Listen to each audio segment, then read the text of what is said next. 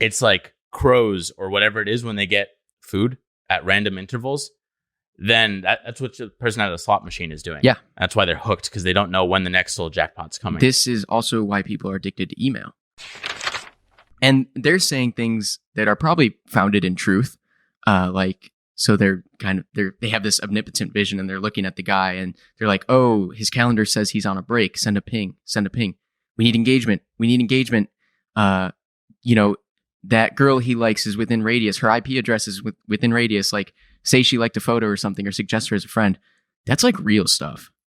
It is, and it's crazy because it has so much data, and we talk about big data a lot, but never before has all this information on you. It probably knows about you literally more than you. I know that book that I told you to read was like Big Data or something from Google's searches. It can basically diagnose people with cancer better than doctors based on what they're searching. So it has all this data about what you interact with, what is going to get you coming back to the app more than anything else. And it had like examples of, tagging on Facebook. When you tag a friend, you get an email. It's like, they tagged you in a photo. Doesn't show you the photo. Why isn't the photo in the email? So you see, like, it's not meant to just deliver a good for your interest. It's meant to just get you on to sell other people. That's exactly why. Because if for that example, if the photo were in the notification or in the email, you'd have no reason to go on the platform. And they said like it's so human. You can't see that you're tagged in a photo and not go and want to look at it and engage with it. It's what did they call it? It's positive intermittent reinforcement. Oh, I just had a. Do I have to lead this podcast? I hadn't. Finally, does research. I had I think a email about this with me not releasing podcasts on a schedule anymore. It just kind of like pop up in your feed. It's like crows or whatever it is when they get food at random intervals.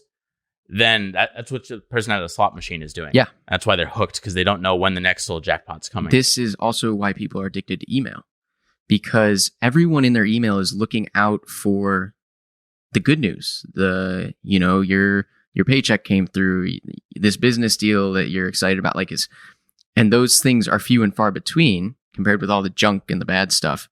That every time you're refreshing, every time you go on your email, you're playing the slots. You're trying to get that good news. Positive intermittent. I've been wondering is like, it all comes down to the business model. They talk about it in the end. It's just like the business model is the reason why this issue exists. And I don't know if there's a way around that. I mean, they've obviously given it a lot of thought. That was the most elegant solution they came up with. But like, he used the word elegant as their advertising solution. My dad blew up. He's like, elegant. How could you say that's elegant?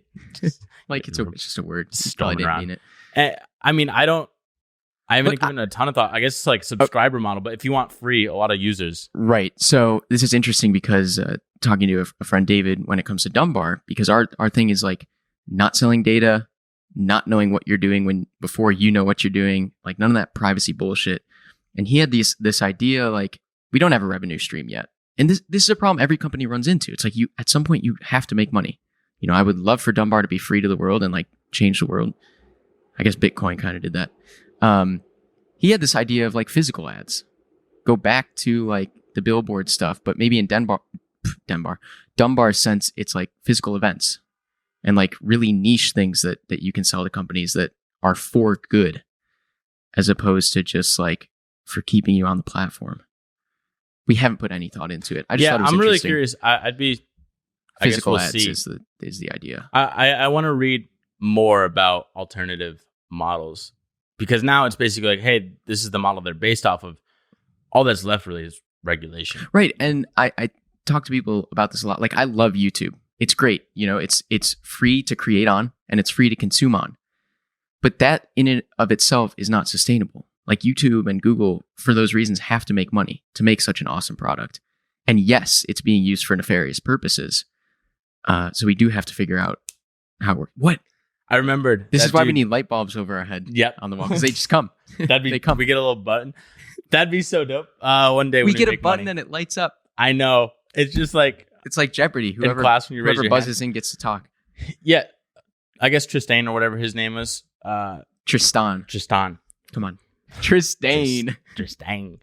He was saying like tools in the past, right? You'd have a hammer and it's just laying around, but it's not like calling for your attention. Right.